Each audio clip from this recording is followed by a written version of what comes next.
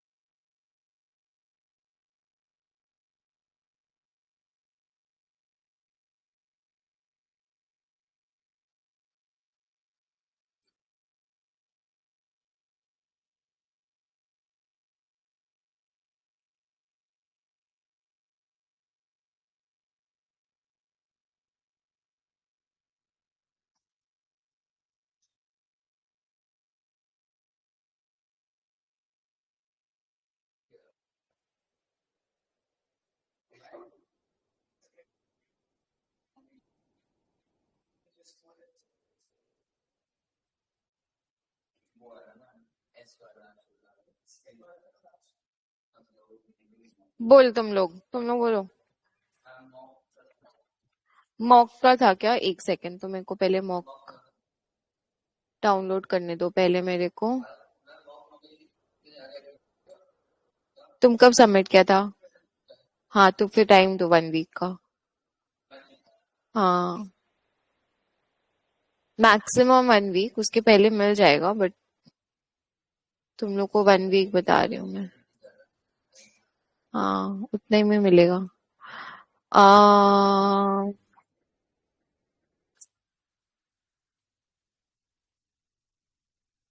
कहाँ तुम लोग का मॉक पेपर कहाँ अपलोडेड है?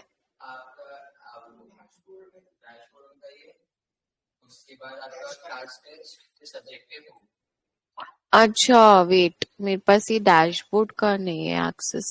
एक सेकंड।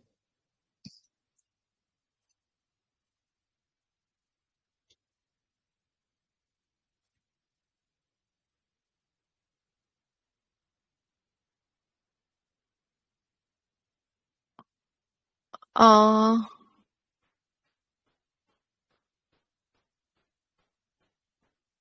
My papers CS2। तुम लोग अपना, बाकी लोग अपने डाउट्स को ना चैट बॉक्स में टर्म के साथ मेंशन कर दो। Term and question number.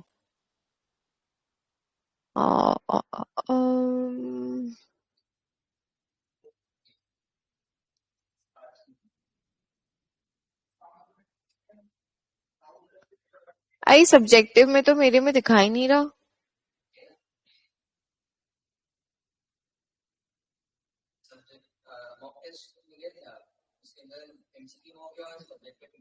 हम्म।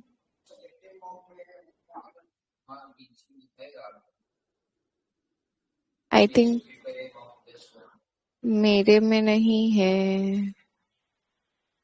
ठीक है, रुको, मेरे में नहीं है, बट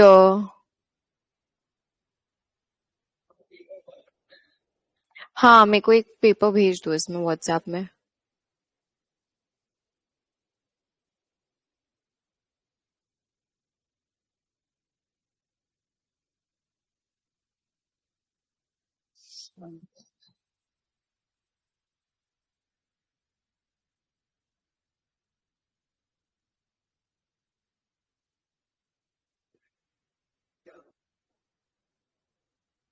सब लोग के पास मॉक पेपर है क्या? सोल्यूशन भी भेजो।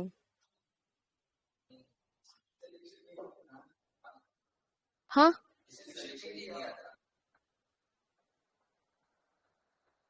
अरे, दिस इज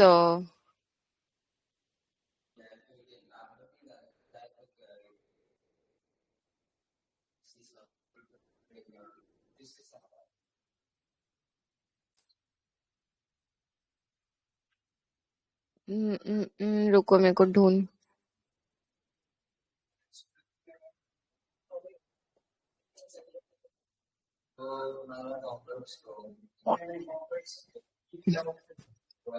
रुकना, हाँ।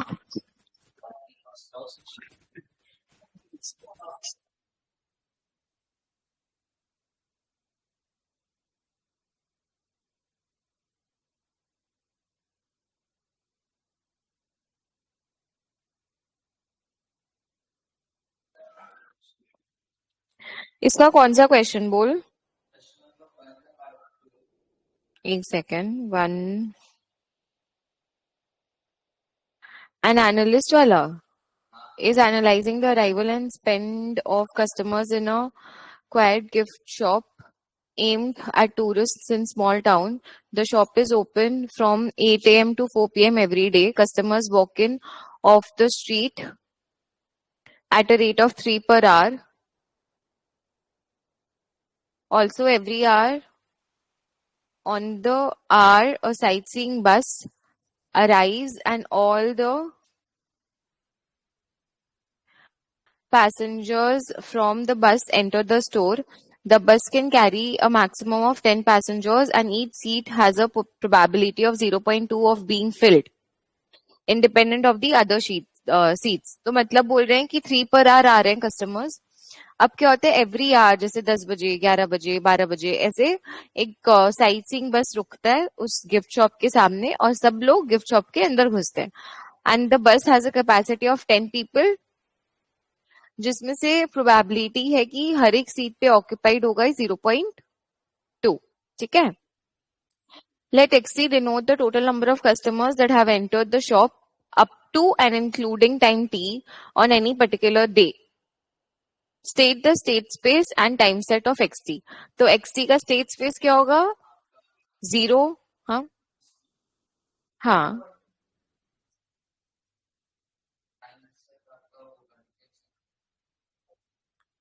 State space discrete है, time set continuous है, which is fine.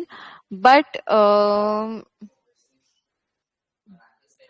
the XT time set is also discrete ना, क्योंकि क्या बोला है, XT denote the total number of customers that have entered the shop up to and including time t. सबके पास ये question है. This is mock 1 का question 1. हाँ. XT denote the total number of customers that have entered the shop up to and including time t. Measured in hours, 10 hour, 4 hour, 5 hour. अब कैसे इन लोग देख रहे हैं वो देखना है ना. आपका शॉप ओपन है 8 AM to 4 PM और एवरी आवर आप चेक कर रहे हो, मतलब 8 AM, 9 AM, 10, 11.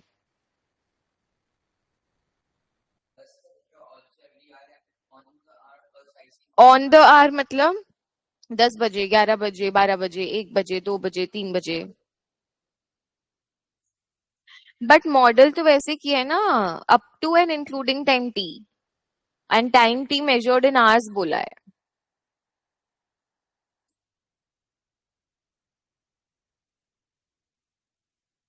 Hmm. Wait, I will share this your. नहीं है ना, एक सेकेंड में इधर डालती हूँ, इन लोग को दिक्कत हो रहा है. फैकल्टी में भेजते हैं.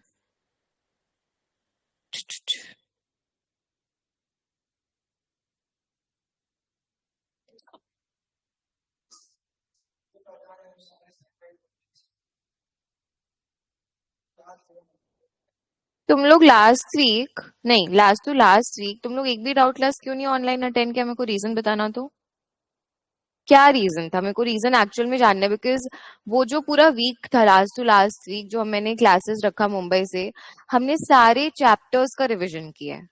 सारे चैप्टर्स का. एक दिन पूरा मार्कोव किया था, एक दिन 6 to 11 किया था, एक दिन हमने, नहीं एक दिन 6 to 8 किया था, एक नहीं टाइम सीरीज का एक दो क्वेश्चन हुआ था, फिर चैप्टर 9 का हुआ था, 10, 11 हुआ था. तुम लोग क्यों नहीं ज्वाइन किया? मेरे को रीजन बताएगा. बहुत जन थे उस समय ऑनलाइन क्लास में, बट तुम लोग दोनों तो मेरे को दिखा भी नहीं उस क्लास में. ऐसा क्यों?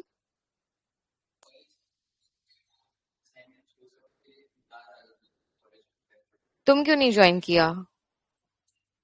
कौन सा college exam? Mid sem?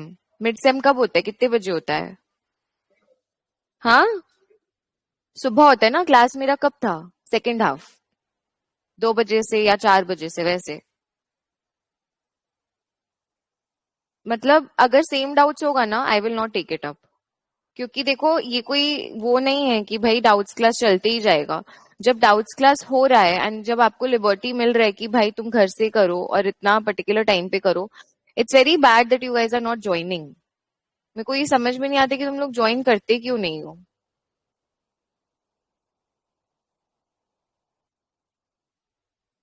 Timing तो किसी के लिए इशू नहीं था.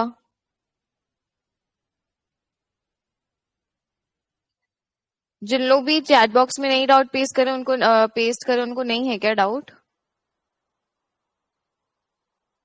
एक सेकेंड रुको, मैं इसको लेके आती हूँ ड्राइव पे. चलो हम लोग इसका क्वेश्चन नंबर 1 सॉल्व करें. हम्म, इसका नहीं. Let me check.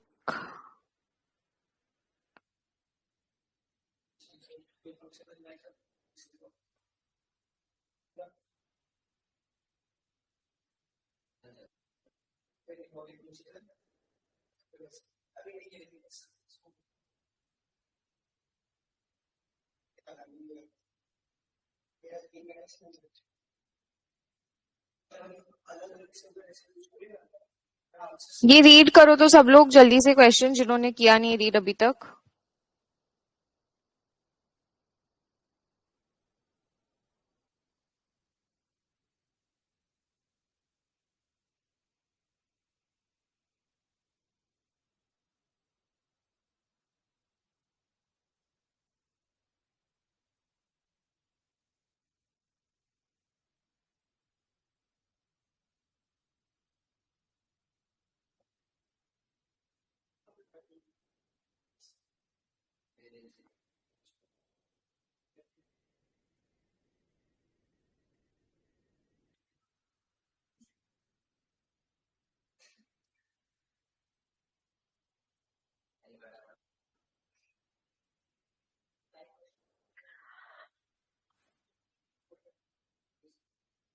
चलो देखो, इसमें ना दो एस्पेक्ट है. एक तो तुम लोग जो बोल रहे हो कि हम लोग को एक्सटी स्टेट स्पेस, ऑब्वियसली हम लोग का नंबर ऑफ कस्टमर 0 1 2 3 इंफिनिटी तक जा सकता है. और टी का दो चीज है. अगर हम लोग इन लोग का कॉन्सेप्ट ही जो ऑन आर वाला समझे तो फिर डिस्क्रीट लेना होगा. और यहाँ पे इन्होंने बोला मेजर्ड इन आवर्स, तो it can be continuous also. ठीक है. तो अगर आप लोग कंटेनर्स लेना चाहते हो तो आप लोग containers low. I think containers will be a better option. सोच के वैसा लग रहा है क्योंकि फर्स्ट थॉट कंटेनर्स ही आ रहा है. तो कंटेनर्स बिटवीन 0 to 8 आवर्स ऐसे होगा. 0 to 8 आवर्स इंक्लूसिव है ना दोनों. उसके बाद बोला है there is only ever one employee working in the shop at any one time, and each employee works 4-hour shifts starting from 8 a.m. to 12 p.m. 12 p.m. अच्छा वैसे. उसके बाद employees compete for employee of the week based on who makes the most sales. The current record for this week is 20 sales. An employee is currently 2.5 hours into their shift and has made 19 sales so far. मतलब 2.5 hours में उसने 19 sales कर दिया. Calculate the probability that employ doesn't beat the current record by the end of their shift. मतलब 1.5 hours में 0 या 1 sale करेगा. Given that any customer who enters the shop has a 40% chance of making the purchase. Hint में दिया है y follows binomial, z given by y will follow binomial y comma r, then z follows binomial n comma p r. Basically condition. हाँ बोल.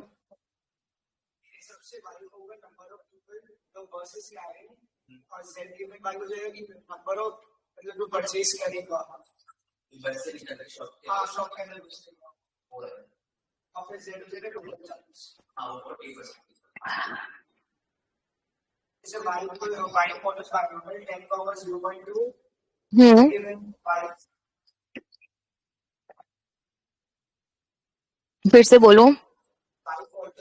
पहली बात तो हम लोग को क्या निकालना है. हम लोग को यहाँ निकालना है हाँ प्रोबेबिलिटी.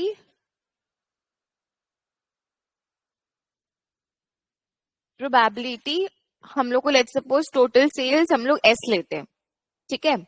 तो हम लोग का जो टोटल सेल्स है दैट शुड बी आइदर 1 और लेस देन 1, है ना. तो फिर 21 हो जाएगा ना।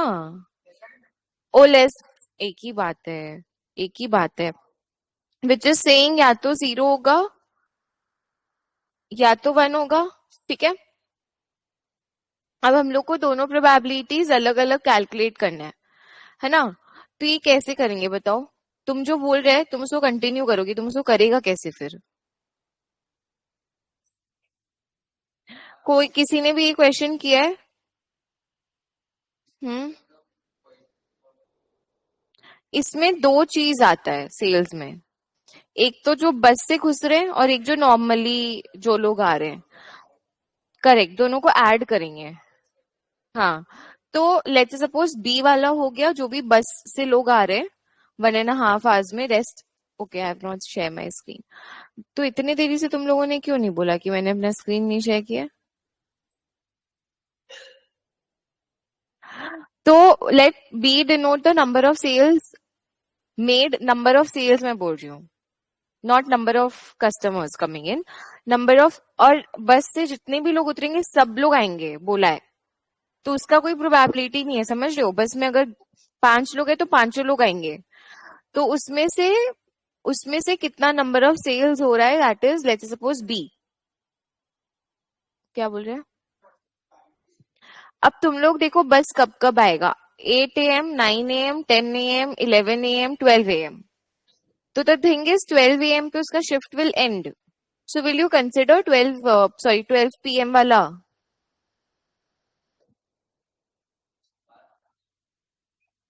अरे उसका 4 घंटे का शिफ्ट होता है, जिसमें से 2.5 आवर्स हो चुका है, तो लेफ्ट इज 1.5 आवर्स। तो उसमें अब कितने बार और बस आएगा? हाँ,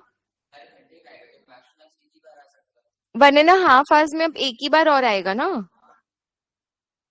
नहीं, एक ही मतलब क्या होगा, लेट्स सपोज उसका कितने घंटे का, वो 8 बजे से आ रखा है, 9, 10, 11 और 12। वो इतने बजे शिफ्ट लेट्स सपोज स्टार्ट किया, 12 पे भी कर सकते हैं, इसमें भी, तुम लोग कैसे भी ले लो, 12, 1, 2, 3, 4 ले लो या ऐसे ले लो। तो एक बस अब 8 AM पे आएगा, एक 9 पे आएगा, एक 10 पे आएगा, एक 11 पे आएगा, एक 12 पे आएगा।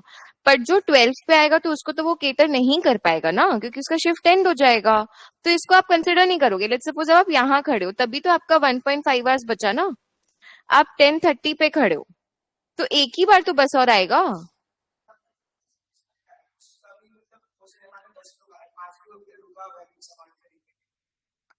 तो उसका तुमको हाफ लेना है क्या?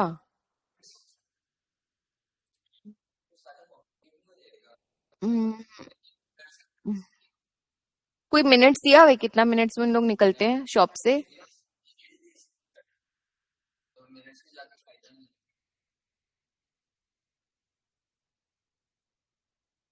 आई डोंट थिंक सो, एक ही बार लेते हैं। पर 1/2 an hour is too much, मतलब वैसे नहीं तुम कर पाएगा, दिक्कत होगा वैसे।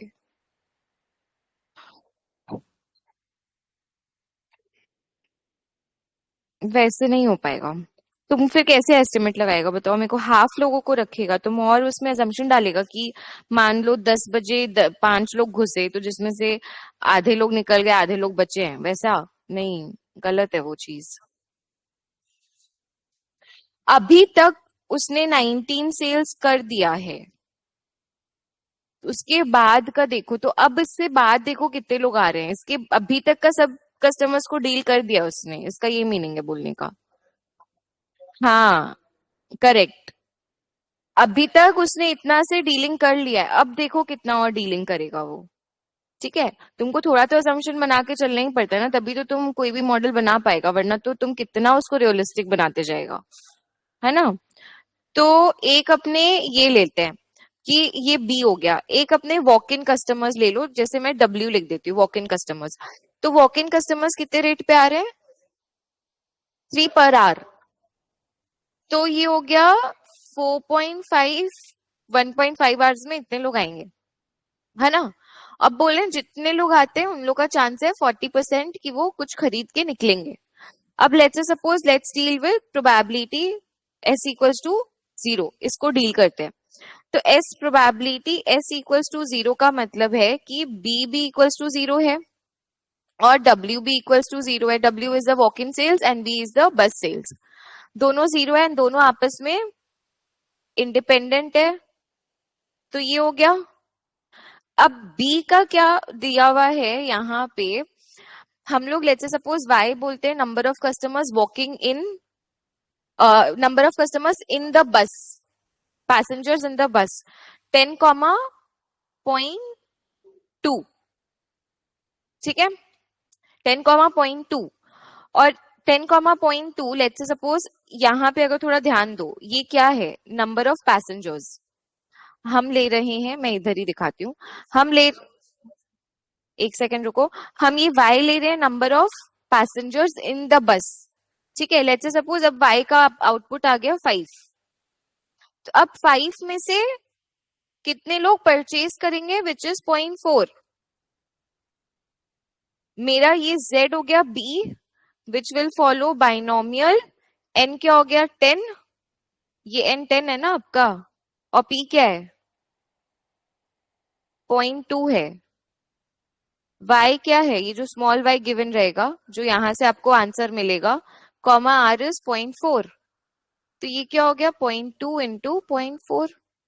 ये समझा ma'am. My answer was correct but my marks was deducted for changing binomial to Poisson for. हाँ आस्था, आंसर अगर सेम है बट क्योंकि इधर इन्होंने बाइनोमियल ही फॉलो किया तो आपको वो करना पड़ेगा. पूरा मार्क्स डिडक्ट हो गया क्या. हम मॉक में थोड़ा रिजिड मार्किंग करते हैं, हम पूरा मतलब आपको जितना मिलना चाहिए उससे थोड़ा कम ही हम देते हैं. मॉक में भी डू वेरी रिजिड मार्किंग. तो ठीक है, क्लियर है ये चीज. अभी कैसे पूरा, तो हम लोग के केस में आप लोग को ये समझा के लिखना है. 1 लाइन लिखोगे एंड देन लिखने के बाद आप लोग बोलोगे हमारे केस में B will follow what, binomial. कितना होगा 0.2 इंटू 0.4, 0.08. ठीक है, ये चीज क्लियर है. तो अब ये निकाल लो, b इक्वल्स टू 0 बाइनोमियल का क्या हो जाएगा 10c 0 0.08 to the power 0 0.92 to the power 10. तो ये हो गया आपका फर्स्ट पार्ट, है ना. इनटू W का बताओ कैसे निकालेंगे. 4.5 है तो 4.5 is e to the power minus,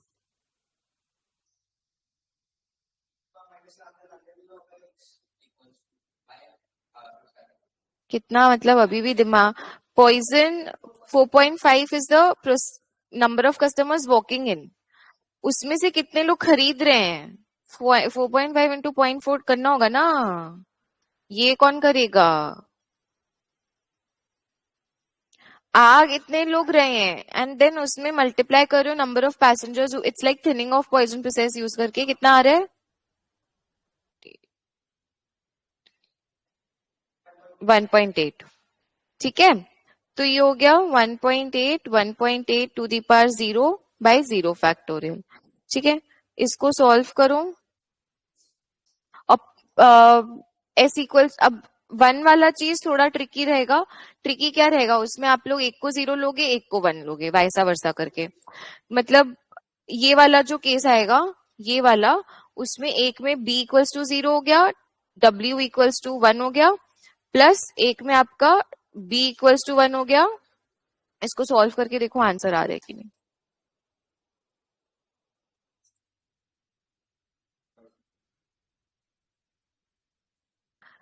पर ये है थोड़ा डिफिकल्ट क्वेश्चन है नो डाउट. तुम इसको कैसे पॉइजन, बी को कैसे किया, बस वाला को कैसे किया.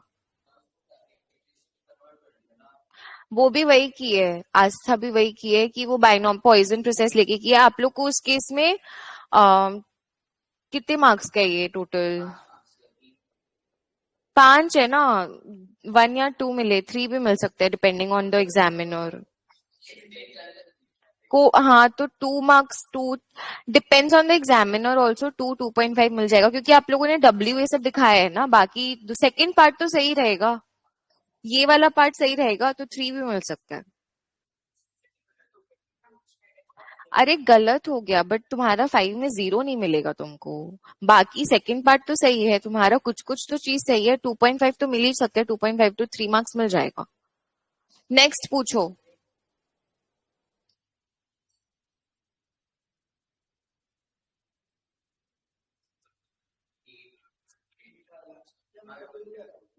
इसी क्वेश्चन, इसी मॉक का। अरे तुम लोग, जिन लोग मॉक नहीं दिया वो लोग का तो तुम लोग वो कर ले रहे हैं। जिन लोग मॉक नहीं दिया है उन लोग। मॉक 1 का डेट क्या था?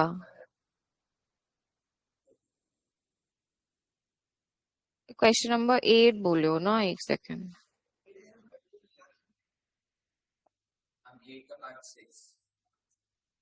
8 एक बार रीड करो तो, बाकी लोग जिन लोगों ने अभी तक किया नहीं है।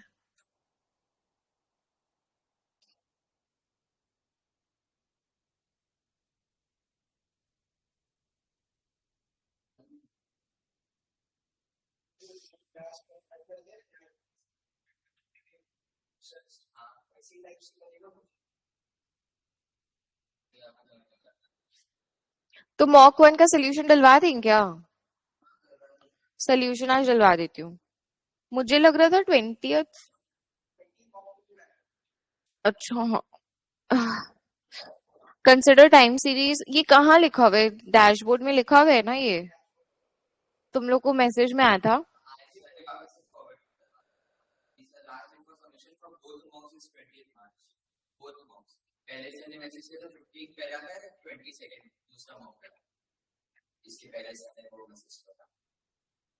हाँ तो ठीक है, सोल्यूशन डलवा देंगे। सोल्यूशन आज नहीं, 20th को ही डलेगा। फिर तुम लोग ले लेना सोल्यूशन में से। X T is a stationary कैसे किया? कैरेक्टरिस्टिक इक्वेशन कैसे बनाया? क्या बनेगा?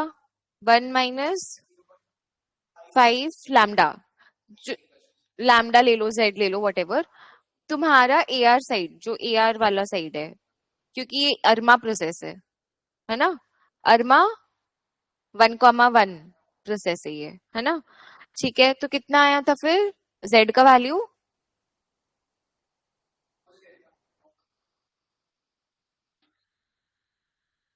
अरे 1 - 0.5 करो ना, equals to 1 - 0.5 Z equals to 0, 2 होगा, विच इज ग्रेटर देन 1। तो stationary. Write down expectation of X T, तो ये कैसे निकाला? एक्सपेक्टेशन ऑफ एक्स टी कर दिया, कितना आया?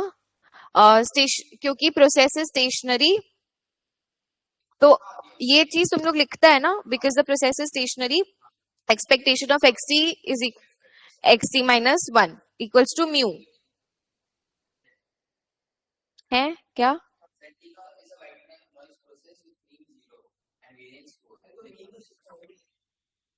उससे क्या फर्क पड़ता है, वो तो ठीक है। बट स्टेशनरी का मेनली तुम लोग स्टेशनरी क्यों प्रूव करते हो? टू शो दिस, है ना? ये दिखाना पड़ेगा, which is equals to mu ले लो। चलो ठीक है, नहीं भी लिखोगे तो इट्स फाइन। तो इसके बाद कितना आ रहा है म्यू?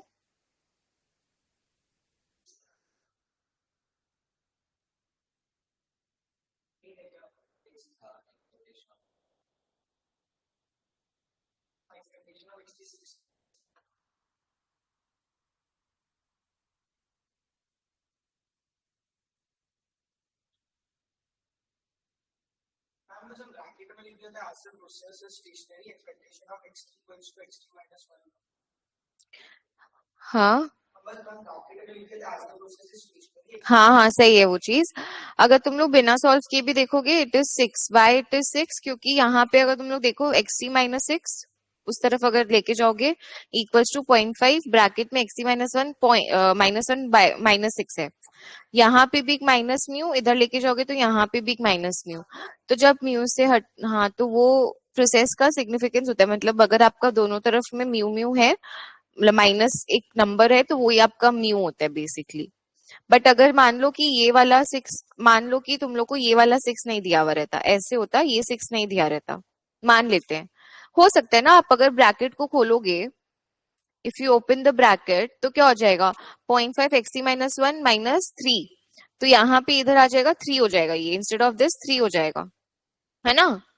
तो उस केस में आपको पूरा एक्सपेक्टेशन सॉल्व करना पड़ेगा, तो 6 आएगा, उस समय भी 6 आएगा। बट जब इस फॉर्म में आपका इक्वेशन लिखा हुआ रहता है ना, जहां पे आप इसको इधर लेके जाओगे, तो ऐसा बन गया, इक्वल्स टू 0.5 XC -1 -6 ऐसा जब दिख रहा है ना, तो इसका मतलब कि ये जो नंबर है ये आपका 1 मार्क का है, लिख सकते हैं, बट दिखाने से बेटर है IFOA में हमेशा।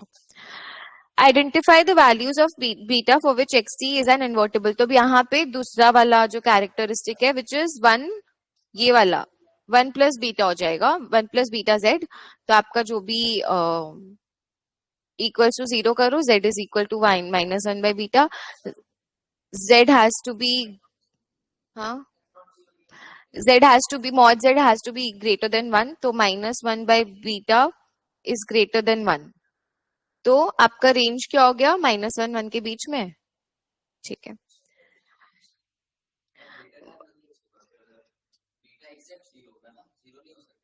अरे हाँ, मतलब वही, अगर ये 0 होगा तो अरमा 1,1 नहीं बचेगा ना, फिर वो AR प्रोसेस बन जाएगा। बट तुम अगर लिखोगे भी फर्क नहीं पड़ता है, क्योंकि ये 1 मार्क के अगेन 1 लाख है ना, नहीं 10 lakh simulations of XT are generated using a statistical package. Beta का वैल्यू ले लिया है, package gives the following best fit model. तो ये पूरा हम लोग को दिया हुआ है अभी, ठीक है, वेरिएंस चेंज हो गया है।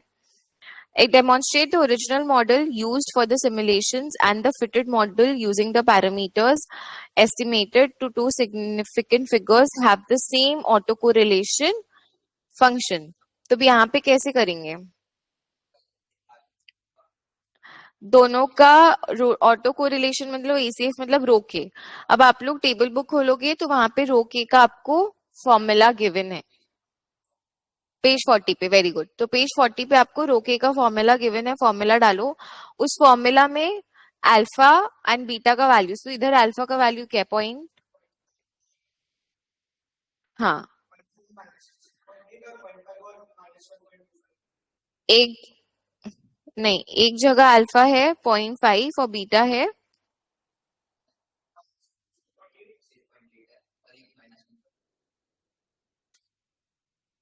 और एक में ये है।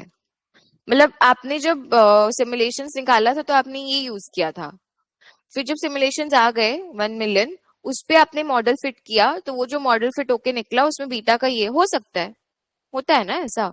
हम लोग पॉइजन 3 से 100 सिमुलेशंस निकालते हैं, वो 100 सिमुलेशंस में पॉइजन फिट करोगे तो 3 तो नहीं आएगा ऑब्वियसली उसका मीन। तो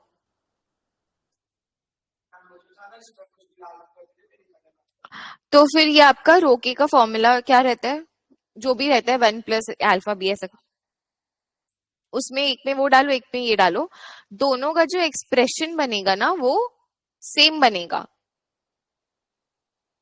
है ना। और row 1 will be, sorry, row 0 will be 1, ठीक है, समझा, बोलो कैसे होगा। दोनों के केस में रोके का जो फॉर्मूला बन के निकलेगा वो सेम निकलेगा।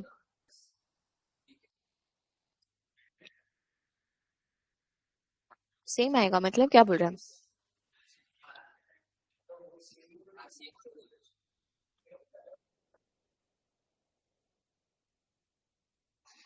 इन लोग बोला भी है पेज 40 यूज करने। Explain why statistical package returned an estimate of beta which was significantly different. क्या बोलोगे,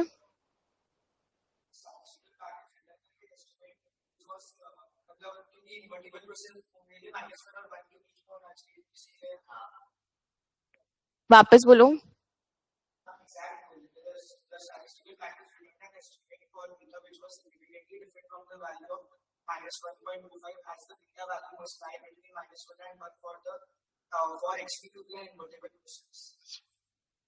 मतलब तुम क्या बोल रहे हो कि जो सिमुलेशन, जो स्टेटिस्टिकल पैकेज से हम लोग को सिमुलेशंस मिले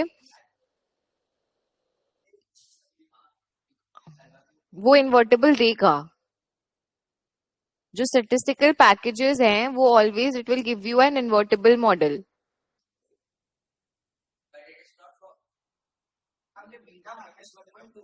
दैट इज नॉट इन्वर्टेबल, हाँ, क्योंकि हम लोग को क्या बोला है इसमें, हमने क्या देखा, बीटा का range should be within -1 and 1 to be invertible.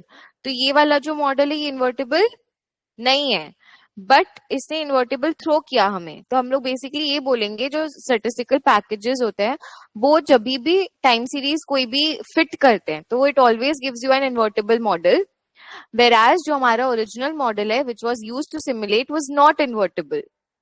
Fitted model is invertible, मतलब this is invertible, always it will give an invertible model as an output, always always। and यहाँ पे आपको invertible model शुरू में आपने नहीं लिया, तो that is the 1 mark beta का significance।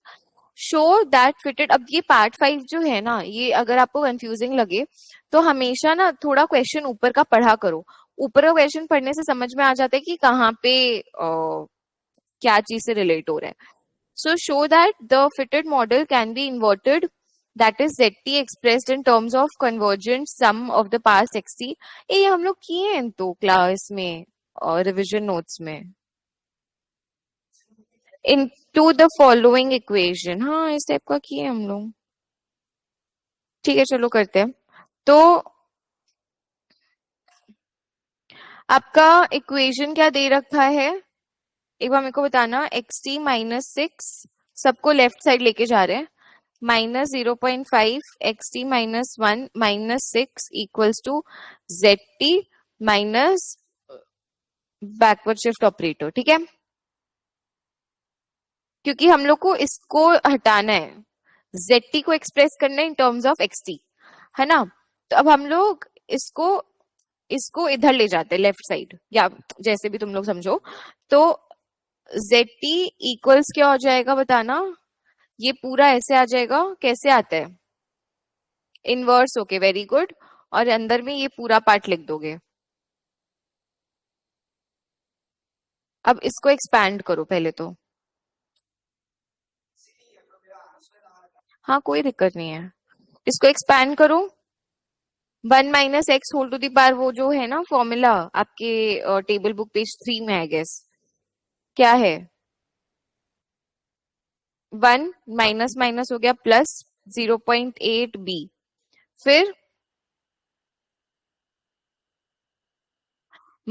यहाँ पे आपका माइनस रहता है, माइनस का माइनस माइनस और एक और, तो ये भी प्लस हो जाएगा, 0.8 बी का स्क्वायर, है ना। ये वाला इधर आ गया।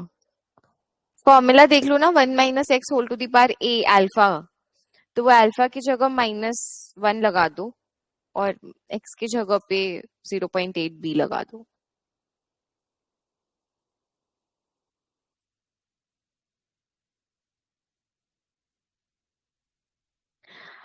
अब अगर हम लोग इसको खोल दे,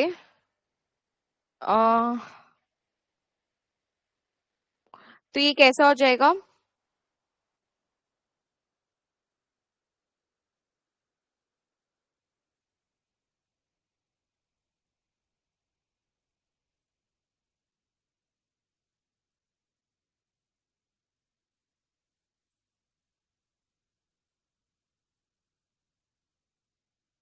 बोलो। समेशन में एक्सप्रेस करो, कैसे एक्सप्रेस करोगे। इसको दो टर्म अज्यूम करो, है ना, एक ये और एक ये, ऐसे दो टर्म अज्यूम करो। अब बेसिकली पहला वाला क्या दिख रहा है आपको, 0.8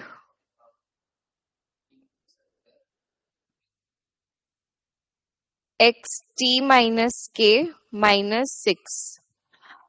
अब इधर पे हम लोग को एक 1 भी चाहिएगा, तो k इक्वल्स अगर हम लोग 0 करें तो k इक्वल्स टू 0 करने से ये 1 वाला टर्म आ जाएगा, है ना, आएगा कि नहीं। 0.8 to the power 0 is 1, xt-0 is xt-6, तो एक ये xt-6 जो अलग से निकलना चाहिए ना, इससे आप मल्टीप्लाई करोगे तब तो वो बाहर आ जाएगा। फिर 2, फिर 1 डालोगे, फिर 2 डालोगे, फिर 3 डालोगे, so on it will go up till infinity, है ना। अब एक आ गया 0.5 वाला टर्म, तो वो 0.5 बाहर चला जाएगा। समेशन अगेन फिर से लो, 0.8 टू दी पावर के रखते हैं और ब्रैकेट में x T minus k minus 6 रखो। अब अगेन यहाँ बताओ के कहाँ से कहाँ जाएगा?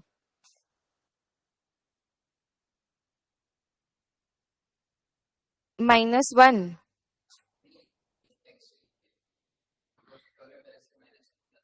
-1। ठीक है, तो अब के का वैल्यू हम लोग क्या ले, 1, 0। पर 0 लेने से गलत होएगा।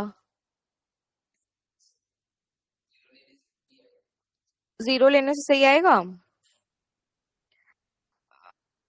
हाँ, 0 लेने से सही आएगा। इन्फिनिटी। क्या बोल रहे हैं? वेरी गुड, के को 1 ले लेते हैं। पर फिर यहाँ तुमको एक -1 करना पड़ेगा, ताकि वो ये वाला टर्म के साथ मल्टीप्लाई होके एक ये टर्म निकले। 1 से मल्टीप्लाई होगा ना, तो दोनों में से कोई भी एक ले सकते हो, डजेंट मैटर, है ना। अब देखो यहाँ इन्होंने यही बोला है कि इसके बाद और सिंप्लीफाई किया है, और सिंप्लीफाई किया है, इसको तो करते हैं, चलो और क्या उपाय है। इसको तो खोलना पड़ेगा ब्रैकेट को। तो एक हम लोग अब ट्राई करो कि इसी टर्म में एक्सप्रेस कर पाओ।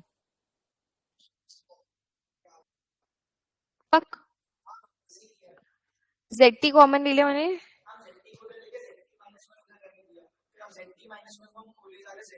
हाँ, वैसे भी कर सकते हैं। वही सेम हम लोग रिवीजन नोट्स में किए हैं, सम है ऐसा जहाँ ईटी को खोलते जा रहे हैं। मतलब तुम -1 है, फिर वापस -1 को सब्स्टिट्यूट किया, फिर -2 को सब्स्टिट्यूट किया, फिर यही आएगा। उसमें भी तुमको उतना ही टाइम लगेगा जितना इसमें टाइम लग रहा है, जिस दैट तुमको वो इजी लगा करने में। दोनों प्रोसेस कर सकते हो, मतलब दोनों में आंसर आएगा, जिस that you have to think little bit. अब तुम इसमें क्या करेगा, यहाँ पे इसी एक्सप्रेशन में इसको सब्स्टिट्यूट करेगा। जेड टी उधर ले गया, एक्स टी इधर ले आया, फिर वापस सब्स्टिट्यूट किया, फिर वापस सब्स्टिट्यूट किया, तो एक पॉइंट के बाद तो तुमको वो बनाना पड़ेगा ना, सोच सोच के। तो वही चीज यहाँ पे भी कर रहे हैं, सोच के बना रहे हैं। अब एक टर्म हम लोग को ऐसे क्योंकि एक्सप्रेस करना है, तो एक्स टी -6 निकाल लो, मतलब इसका एक टर्म बाहर निकाल लो। तो एक्स टी -6 एक टर्म बाहर ले लेते हैं, मतलब वो 0 वाला टर्म बाहर ले लेते हैं। तो बचा summation k goes from 1 to infinity minus ये पूरा पार्ट। ठीक है, इसमें भी एक और चीज कर लेते हैं, since they have written summation k goes from 1 to infinity 0.8 to the power k और 3/8 है ना।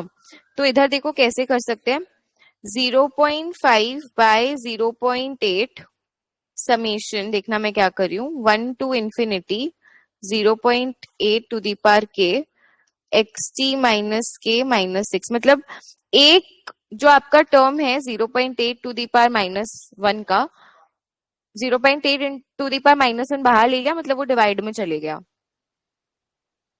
ठीक है, अब इसमें कॉमन दिख रहा है, ये पार्ट कॉमन है और ये पार्ट कॉमन है, तो दोनों कॉमन को साथ में ले लो, तो आपके पास क्या बचेगा, एक्स टी -6 प्लस ये कॉमन ले लोगे तो ब्रैकेट में बचेगा 1 - 0.5, 5/8 भी लिख सकते हो उसको अब, विच इज 3/8 इंटू ये कॉमन टर्म, तो आ गया आंसर।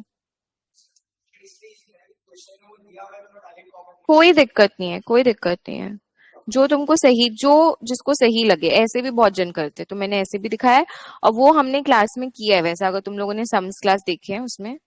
इसको करो तो एक बार खुद से ट्राई। इसके बाद वाला बोल रहे हैं, सिंस वी हैव डन, ये भी कर ही लेते हैं discuss, determine A R infinity. ये सेम क्वेश्चन किया है हमने, ये शायद कॉपी में कराया था क्या मैंने। इन्होंने ना, if you see the solution, they have done it that way also, they have done both the ways. Determine AR infinity representation of xt for the fitted model using your answer in part 6 or otherwise। तो अब हम लोग को जो AR infinity मतलब अरमा 1,1 है, उसको आपको AR में कन्वर्ट करना है। फिटेड मॉडल जो आपका है, ये जो आपका मॉडल है, ये वाला, इसी को तो हमने तोड़ा ना, ये अरमा 1,1 है, इसको AR बनाना है। तो ए आर बनाने के लिए जेड में सब्सटीट्यूट कर दो ये वाला पूरा इक्वेशन, जो हमने यहाँ पे ये वाला इक्वेशन निकाला। कहाँ गया? ये हमने जो ये पूरा इक्वेशन निकाला, इसको जेड में आप सब्सटीट्यूट कर दो, जेड-1 में।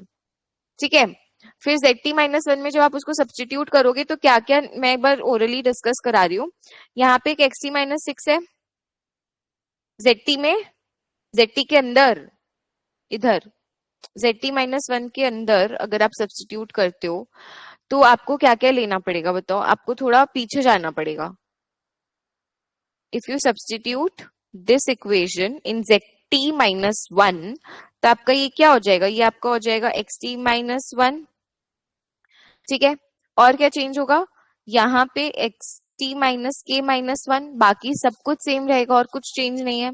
अब यहाँ पे एक xt-1 - 6 है, एक यहाँ पे है, तो ये बाहर चल के कैंसिल क्यों हो गए? बाहर चल गया, ये 0.5 है ना, और यहाँ पे 0.8 है, यहाँ -0.5 है, यहाँ माइनस +0.5 है, -0.8 है, जो भी बाहर आके -0.3 हो जाएगा ना। इसके साथ एक है, एक इसके साथ एक ये है, और एक इसके साथ आ जाएगा 0.8 -0.8, तो 6, इमेजिन करो 6 -0.3 इंटू ये पूरा चीज हो गया xt-1 -0.6 -6, ये हो गया, plus xt minus zt minus 0.8 into ये वाला पार्ट खाली, है कि नहीं? हाँ,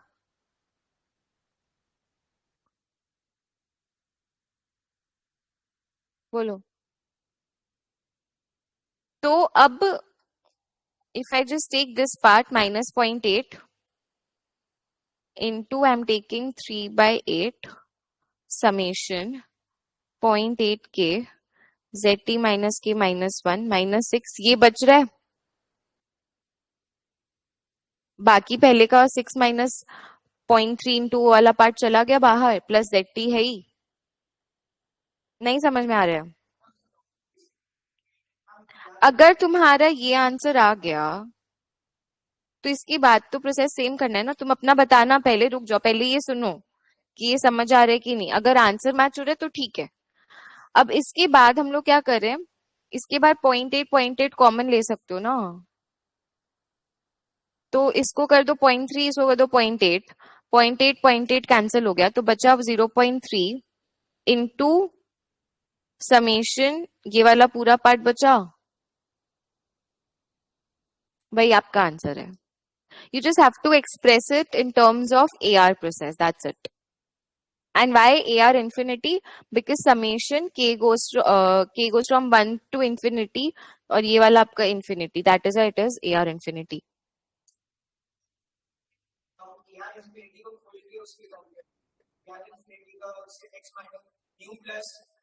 नहीं, वो गलत हो जाएगा, उसमें 1। बट तुमको बोला गया है कि तुम उसको एक्सप्रेस करो ऐसे, तुम बैकवर्ड जा रहा है। ये भी 2 लाइन का ही है, बोलने में मुझे टाइम लगा, करो 2 लाइन से ज्यादा नहीं लगेगा। तुम ये वाला इक्वेशन लिखा, zt-1 को सब्सटीट्यूट किया, और तीसरा लाइन में तुम्हारा आंसर आ गया। इसको करो तो चलो सब लोग इसको फिनिश करो, then we will solve. Aastha का question is April 21 question 8। Aastha, can you tell me which booklet is this, revision note number?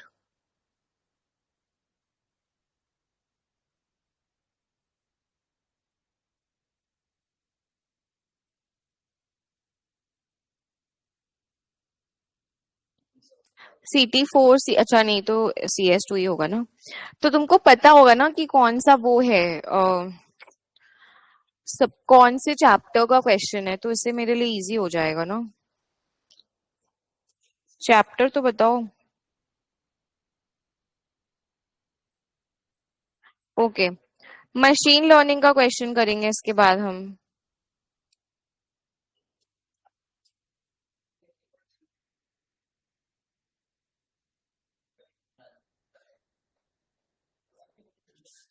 आई तुम लोग बात मत करो, सो खत्म करो फटाफट। अच्छा, ये वाला क्वेश्चन, ये अच्छा क्वेश्चन आया था उस टाइम, 15 मार्क का था ना ये। यही क्वेश्चन मैं मुंबई में डिस्कस करी थी कि इसको हम लोग कैसे करेंगे। चलो वेरी गुड, करते हैं ये वाला क्वेश्चन। तुमको कितना डाउट है इस मॉक में? सोल्यूशन देखो एक बार, अगर डाउट फिर भी रहेगा तो पूछना, ठीक है? ये कंप्लीट करो तो लिख के पूरा, फिर इसके बाद। नहीं, अभी करो। मैं इतना मेहनत कर रही हूँ लिख लिख के, मेरा तो एग्जाम भी नहीं है, तुम्हारा एग्जाम है। April 21 क्वेश्चन 8, मशीन लर्निंग का क्वेश्चन है। रीड करो और ट्राई करो खुद से करने का। हाँ है, रीड करो और खुद से ट्राई करो, मैं इधर डाउनलोड नहीं कर रही हूँ पेपर। चलो, ये अगर नहीं किया है किसी ने question, it's a very very very very good question. नहीं किया है भाई? क्या मतलब, मॉक दे रहा है और मशीन लर्न।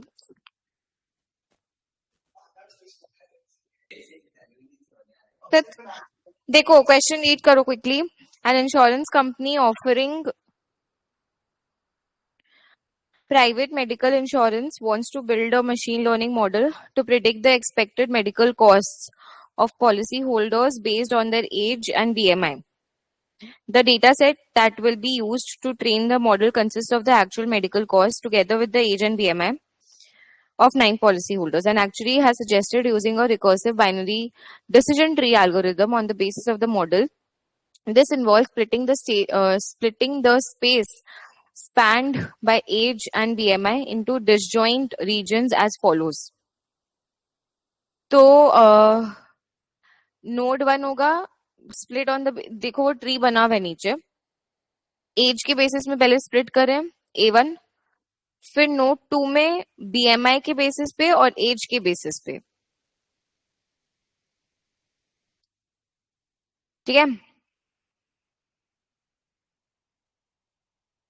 बेसिकली नोट 2 इस तरफ है जहां पे BMI B1 के बेसिस पे करें, अगर वो यस है और नो है तो अगेन एज के बेसिस पे, और फिर वापस से अगर वो नो है तो वापस से BMI के बेसिस पे। कितने फाइनल आपके रूट नोड्स आ रहे हैं? 1 2 3 4, 4 रूट नोड्स आ रहे हैं आपके। 4 की 5? हाँ 5, 1 2 3 4 5, ठीक है। अब बोला है the resulting recursive binary decision tree predicts the medical costs that are constant AK in the regions SK। मतलब S1 में सबका मे बी एवरेज लेके AK निकलेगा, फिर उसका एवरेज लेके AK, वैसे AK निकलेगा। Derive the formula for the least, मेरे को लग रहा है ये पार्ट 1 में ही तुमको डाउट होगा आज था। डिराइव द, क्योंकि इसका बाकी पार्ट इजी है। Derive the formula for the least square estimator of AK given case 1 2 3 4 5। तो आपको वो AK का लीस्ट स्क्वायर एस्टिमेट निकालना है। अब यहाँ पे जो आपका लीस्ट स्क्वायर एस्टिमेट निकलेगा, ठीक है, सबसे पहले तो लीस्ट स्क्वायर एस्टिमेट होता क्या है? लीस्ट स्क्वायर एस्टिमेट, एरर को स्क्वायर करते हैं फिर उसको मिनिमाइज करते हैं, that is your least square error. Least square error is error का स्क्वायर का मिनिमाइजेशन। तो यहाँ पे आपका हर नोड में एरर निकलेगा कैसे? माइनस समथिंग अल्फा के आप करोगे, है ना, उसका आप स्क्वायर करोगे, उसका आप सम लोगे।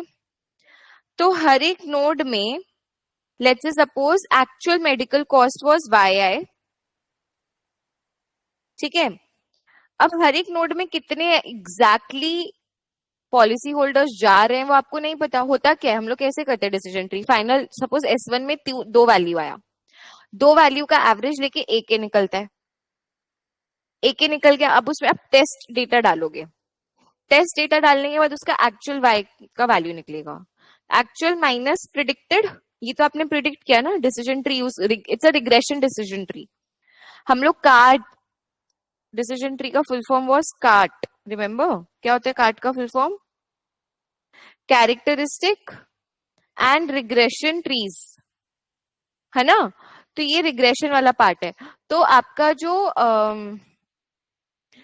YI माइनस अल्फा करके स्क्वायर करके उसका, अब आपको पता भी नहीं कि S1 जो आपका फर्स्ट नोड है उसमें कितने वैल्यू जा रहे हैं S2 में, तो आप उसमें भी अगेन आप एक नोटेशन लोगे, I goes from 1 to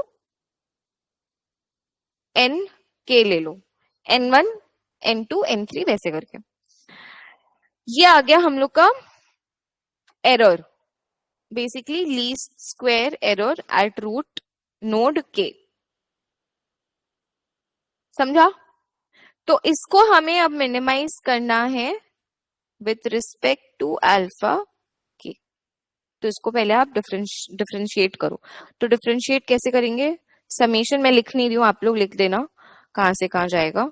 minus alpha के हो गया, इनटू एक माइनस आ जाएगा बाहर, फिर 2 बाहर ले लो, समेशन वाई आई माइनस समेशन अल्फा हो गया, फिर इसको इक्वल्स टू 0 सेट करो। वो दूसरे लाइन में लिखना, सेटिंग इट इक्वल टू 0 और फिर करना, मैंने एक बार में लिख दिया। 0 सेट करने के बाद क्या समझ में आ रहा है, ये क्या हो जाएगा, ये तो आपका पूरा समेशन 2 कैंसिल हो जाएगा कि आई गोज फ्रॉम 1 टू N के, ये तो एक्चुअल्स है तो इसको आपको ऐड करना पड़ेगा, और ये अल्फा की तो कांस्टेंट एक ही वैल्यू है, इधर एक और माइनस है, ठीक है वो माइनस कैंसिल हो जाएगा एनीवेज क्योंकि इक्वल्स टू 0 है। This is equals to N k into alpha k, yes और no? Because this is a constant ना, alpha k is a constant. अबे क्यों तुम लोग मेरे से बुलवाते हो, कैंसिल होगा ना ये। CS2 पढ़ा रही हूँ, क्लास 10 का मैथ्स नहीं पढ़ा रही हूँ, 10 भी नहीं 8, ठीक है। ये हो गया, अल्फा के का वैल्यू क्या हो जाएगा, 1 by, it's basically what, very good, it's nothing but the average of all the by values which was there in that node. इस टर्म में सिद्धार्थ सर पढ़ाते हैं ना, CS1 पेपर बी CS2 पेपर बी, उसका टर्म था ये। He was able to solve this entire question 2021 April. इस टर्म में मैंने CS2 ऑनलाइन पढ़ाया था मोस्ट ऑफ द टाइम क्योंकि कोविड आ गया था उस समय। सो इस टर्म के बाद मेरे पूरे क्लास में CS2 में उस टर्म में बहुत स्टूडेंट्स ने दिया था, only 2 students were there which was Siddharth and one more student, एक और स्टूडेंट था मेरा, अभी ही is in working in Mumbai. इन 2 स्टूडेंट्स ने खाली ये पूरा क्वेश्चन सॉल्व किया था, बाकी कुछ कुछ लोगों ने second half of the question किया था पार्ट 3, क्योंकि part 3 is independent of part 1। तो 15 में से उन लोग को 5 मिला, 6 मिला, इन लोग का मुझे पता नहीं एग्जैक्टली कितना मिला, but they were able to at least do it some part of it. तो this is a very good question of machine learning. ये क्लियर है अल्फा हैट, देख लो, कोई डाउट है तो पूछो। डबल डिफरेंस करके बता देना कि हाँ। नेक्स्ट क्या कर रहे हैं, मैक्सिमम नहीं मिनिमम। उसके बाद क्या बोला है, based on the past experience actually suggest setting the splitting points. तो इन्होंने बता दिया है, एजेस बता दिए हैं, BMI का कट ऑफ बताया। Determine using the training data the value of the least square estimator alpha के। तो हर एक, पहले तो आप लोग को क्या करना है, 9 पॉइंट्स है ना, तो एक्सेल अगर बनाओगे तो 9 पॉइंट्स बना लेना, एंड उसका आप लोग ये बता देना कि कौन से नोड में जाएगा। जैसे पहला वाला का अगर हम लोग देखें, एज 50 है तो वो ग्रेटर देन 46 है ना, आपका जो पहला स्प्लिट है वो लेस देन इक्वल्स टू 46 है। फिर ये जा रहा है, ये यस है, ये नो है। क्या बोला तुम?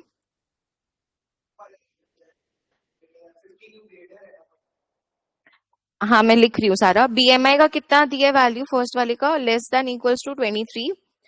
फिर एज का दिया लेस देन इक्वल्स टू 55। फिर वापस से यस नो ये है, इधर आ जाएगा लेस देन इक्वल्स टू 28। अब हमारा फर्स्ट वाला एज इज 50, तो वो इधर जाएगा, 50 है तो वो इधर चल जाएगा ना, मतलब वो किस पे जाएगा, S4 पे, पहला वाला S4 पे जाएगा कि नहीं, गलत बोल, S3 पे जाएगा ना, क्योंकि S1 S2 S3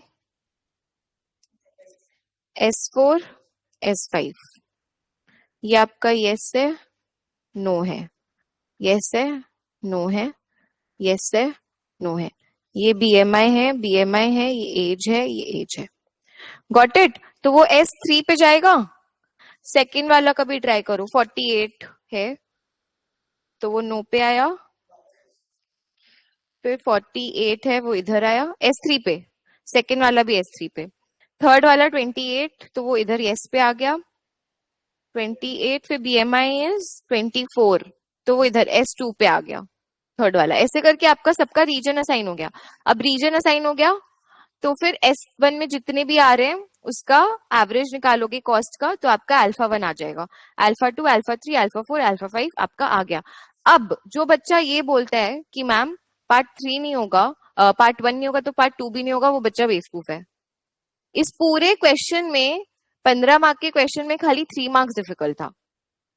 ये इसीलिए मैंने बोला only out of all the entire batch only 2 students were able to do this part 1, but there were many students, when I say many मतलब होंगे handful, मान लो 20% of the students were able to solve the rest questions, part 2, part 3, part 4, part 5, क्योंकि part 2 में कहीं भी एक ही तो आपको समझ में आया ना। आपने जब लीस्ट स्क्वायर करा, पार्ट 1 करा, उसके पहले आपको समझ में आ गया ना कि अल्फा कहाँ से निकल रहा है। अगर ये नहीं समझ में आया मतलब मशीन लर्निंग नहीं पढ़ा है ढंग से।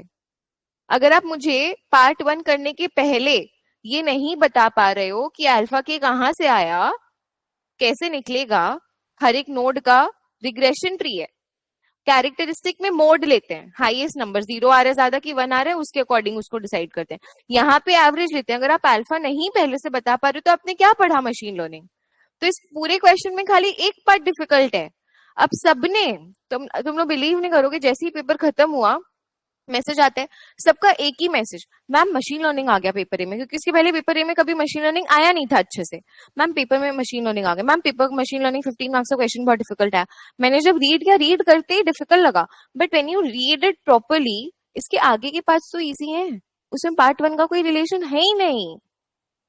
तुम लोग के भी पेपर में ऐसा क्वेश्चन आएगा जहां पे 20 से 25 मार्क्स बहुत डिफिकल्ट होगा, बट जब उसको अच्छे से रीड करोगे ना उसके सारे पार्ट्स डिफिकल्ट नहीं होंगे। जस्ट टेक एनी वैल्यू, अगर पार्ट 1 ऐसा कुछ होता जिसका कोई वैल्यू लेके पार्ट 2 करना भी होता, just take any value and do it, at least you get some marks. भाई 1 मार्क का फर्क पड़ता है, ये सोचो। One students are failing by 1 mark, why? तब लगता है कि यार और 3-4 मार्क अटेम्प्ट कर देते तो नहीं होता ऐसा। समझ रहे हो? तो पूरा क्वेश्चन कभी मत छोड़ के आना, at least do something and come. Alright, तो ये अभी क्लियर है कैसे इसका पार्ट 2 होगा। आस्था, आर यू गेटिंग इट? एक बार यस नो लिख दो। नेक्स्ट इज, अब इन्होंने बोला है the data set that will be used to test, अभी टेस्टिंग डेटा सेट दे दिया है, इसको भी फिट करोगे ट्री में, इसका भी निकाल लोगे। इसमें क्या बोला है? इसमें खाली वो निकालने बोले क्या, नोड निकालने बोले क्या, केरर निकालने बोले?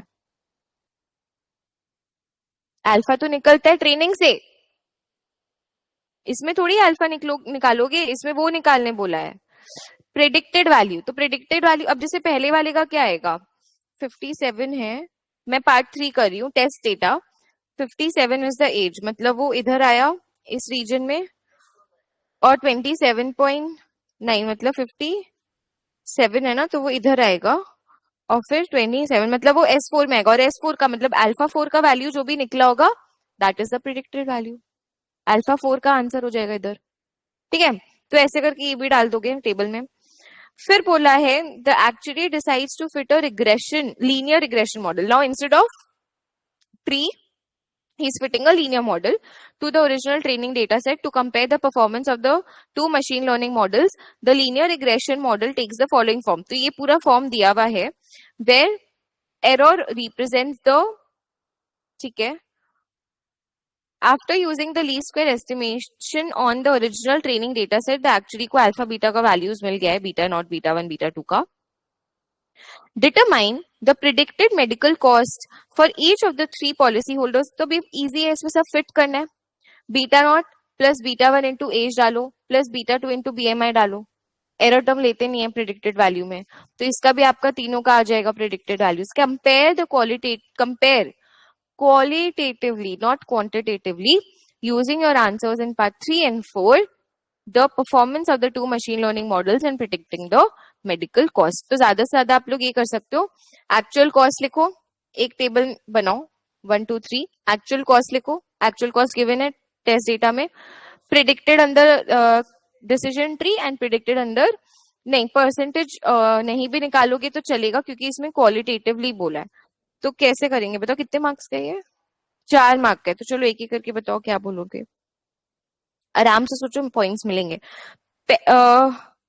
Policy holder 1, policy holder 2 and 3 का डिसीजन ट्री से ज्यादा पास में है ना, और पॉलिसी होल्डर 1 का लीनियर मॉडल से ज्यादा पास में. यस और नो? आंसर में जाके देखो, समझा? तो ये पॉइंट को जस्टिफाई करो कि ये क्यों हो रहा है ऐसा, कि आपका पॉलिसी होल्डर 2 3 जो है, अब पॉलिसी होल्डर 2 3 जो था उसमें बेटर एस्टिमेट डिसीजन ट्री में आ रहे हैं. पॉलिसी होल्डर 2 3 थे आपके इसमें, एक था आपका S5 में और एक था आपका S1 में. और अगर आप जाके डिसीजन ट्री में देखोगे, S1 में 1 2 लोग थे और S5 में 1 2 2 लोग थे.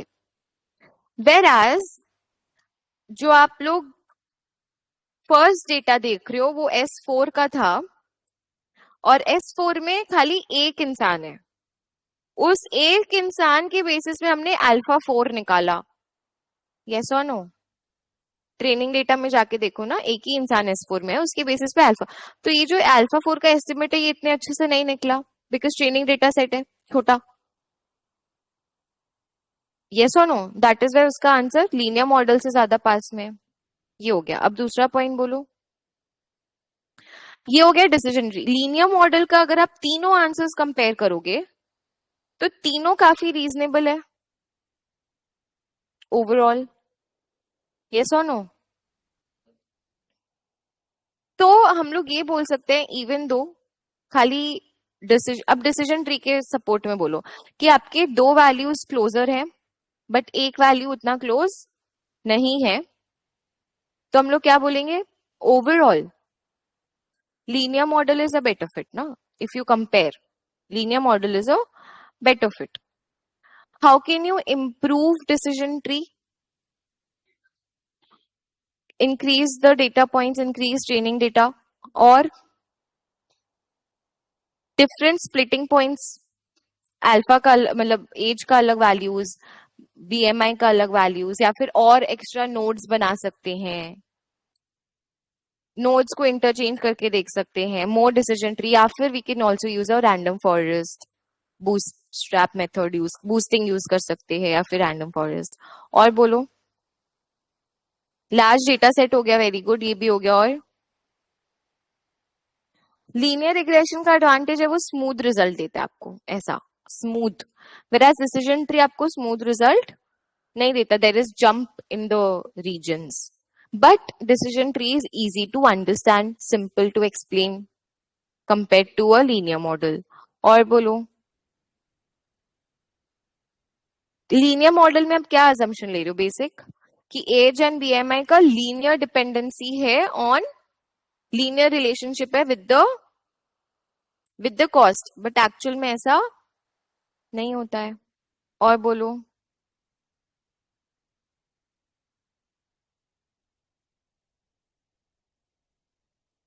लीनियर मॉडल में एज एंड बीएमआई का हम लोग लीनियर रिलेशनशिप मान रहे हैं, एंड ये भी मान रहे हैं कि एज एंड बीएमआई का कलेक्टिवली कोई इंटरैक्शन टर्म बेसिकली हमने नहीं लिया है, वो इंटरैक्शन टर्म भी हमें कंसिडर हम कर सकते थे इन द लीनियर मॉडल.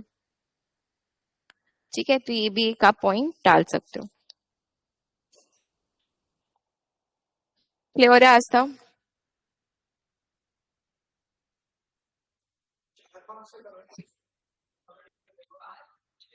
देखो, अगर तुम 5 पॉइंट लिखता है तो तुमको ईच पॉइंट का रीजनिंग अच्छा देना होगा. जैसे मैंने अगर बोला कि पॉइंट 2 3 डिसीजन ट्री के क्लोज है, पॉइंट 1 लीनियर के क्लोज है। तो उसका रीजन मैंने दिया कि 0.23 में आपके साथ S1 S5 में दो वैल्यूज थे और S4 में आपका एक ही वैल्यू था, तब जाके 1 मार्क मिलेगा।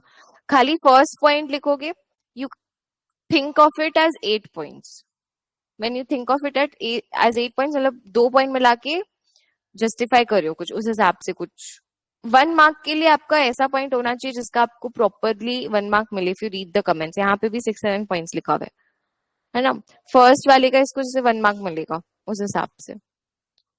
नेक्स्ट बोलो।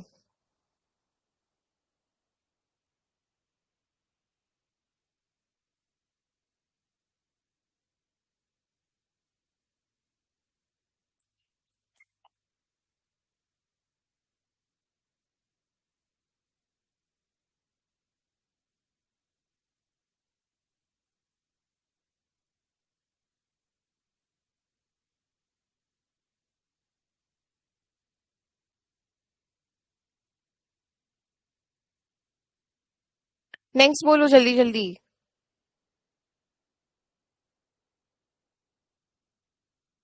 पेपर बी में है तो भेजो।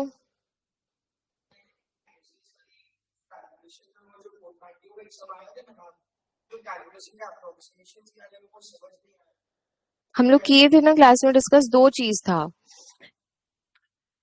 एक था तुम्हारा सम नंबर बताओ। एक में था तुम्हारा एरर का एसीएफ निकाला गया है और उसका पोर्टमैंट्यू किया है, और एक है तुम्हारा एक्चुअल वैल्यूज का एसीएफ निकाल के पोर्टमैंट्यू टेस्ट करते हैं। समझ रहे डिफरेंस?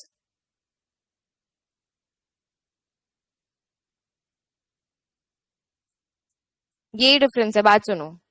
पोर्टमैंट्यू टेस्ट हमने क्लास में किया है, टेबल बुक में भी है, पी प्लस क्यू वाला है ना। M minus P plus Q. M is the total number of auto correlation, sample auto correlation that you have. तो एक में तुम्हारा जो पी प्लस क्यू तुम कर रहा है माइनस, वो 0 है, मतलब खाली तुम फॉलोज काई स्क्वायर एम कर रहा है। और सोल्यूशन में जो इसमें दिया हुआ है,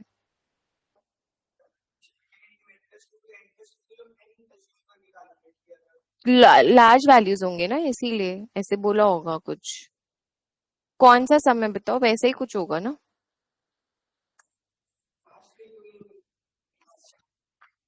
मुझे समय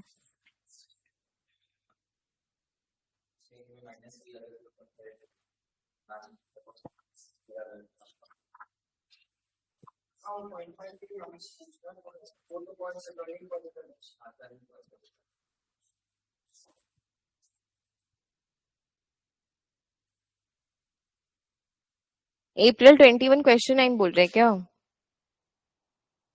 देख के बताओ।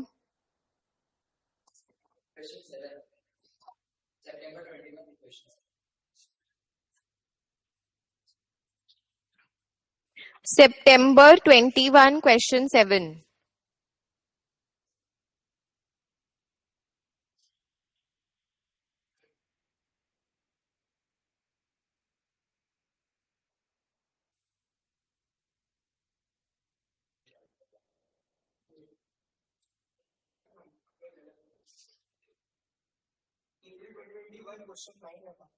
तभी तो मैंने वही बोला।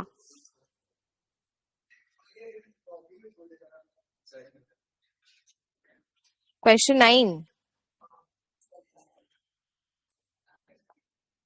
मेरे को पता है तुम लोगों को कहाँ डाउट होगा, तुम बस पोर्टमैंट्यू बोला, मेरे को डाउट भी समझ में आ गया। बताओ कहीं मिलेगा तुमको इतना अच्छा टीचर?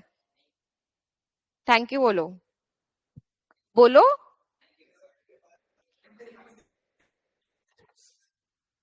बोलो कौन सा पार्ट?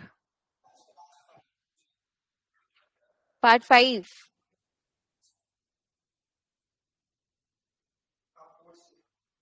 4 से नहीं, एग्जैक्टली डाउट क्या है वो पूछ।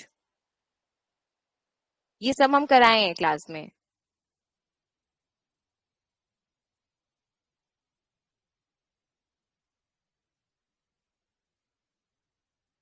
अप्रोक्सीमेट किया है।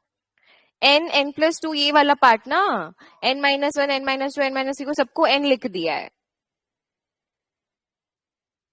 क्योंकि just just a simple approximation, क्योंकि अदरवाइज इसको सॉल्व करना बहुत मुश्किल होगा। तुम अगर आर में सॉल्व कर रहे हैं, एक्सेल में कर रहे हैं, तुम कर सकते हैं, क्योंकि यहाँ सॉल्व किया तो अप्रोक्सीमेटली हमने अज्यूम किया, क्योंकि यहाँ पे बहुत लार्ज सैंपल साइज है, we have just taken an approximation, तभी वो ऐसे अप्रोक्सीमेशन का साइन भी बनाया हुआ है, तो कर सकते हैं, कोई दिक्कत नहीं है।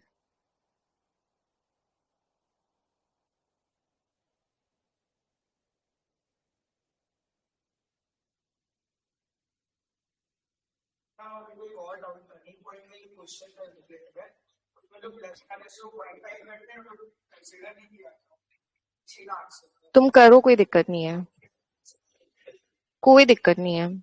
अरे थोड़ा हम बता रहे हैं क्या होता है, ज, ये सब जो चीज है ना, ये तुम तभी कर सकते हैं जब तुम एग्जाम देने के बाद वापस से लेके बैठ रहे क्वेश्चन को, बहुत दिमाग लगा के, तब ये सब चीज होता है। ऑब्वियसली एग्जाम में तो तुम वही करेगा ना जो तुम सीखा है, तो थोड़ा ट्वीक तुम कर सकते हो। अब तुमने ये देख लिया, अब ऐसा क्वेश्चन अगर एग्जाम में आएगा तो तुम भी कर सकेगा। अब जब तुम देखेगा इतना तो तुम अप्रोक्सीमेटली उसको एन लेगा तुम भी, ठीक है। तभी बोलते हैं प्रैक्टिस करने से यू अंडरस्टैंड कि क्या क्या कहाँ पे इंट्रिकसीज है।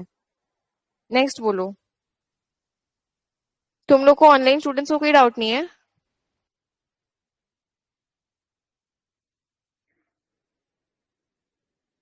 और पेपर बी?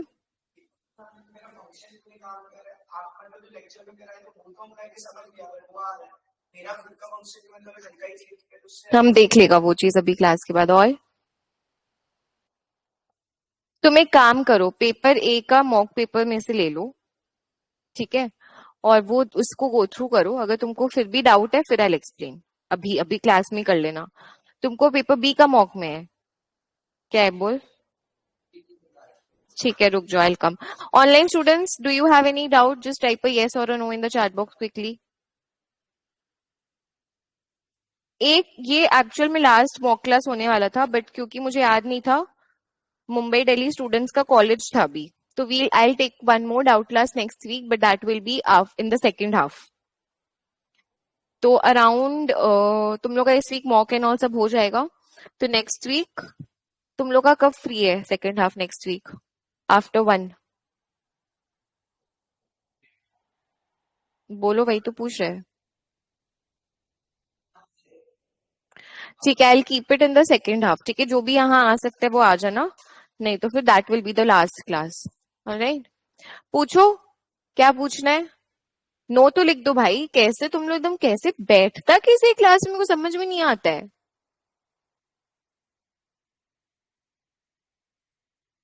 नंदिनी, ईशा, अब last few days please typing करो, प्रैक्टिस। तुम लोग का सेंटर आया? अभी तक नहीं आया ना? कैलकाटा और मुंबई का अनाउंस नहीं किया वो लोग, 18 तक करेगा शायद।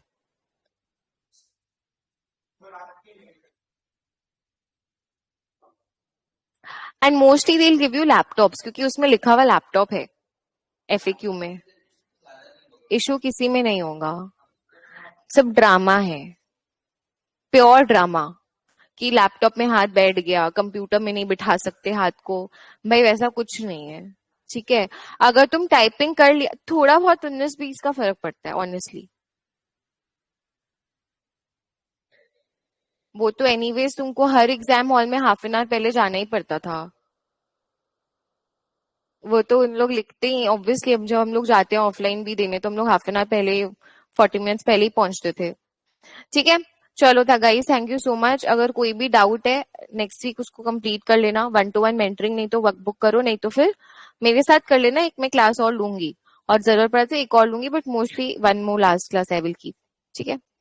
चलो मॉक देते रहो एंड अच्छे से प्रैक्टिस करो। Bye bye. कोई भी प्रॉब्लम होए तो मुझे मैसेज करना, ड्रॉप।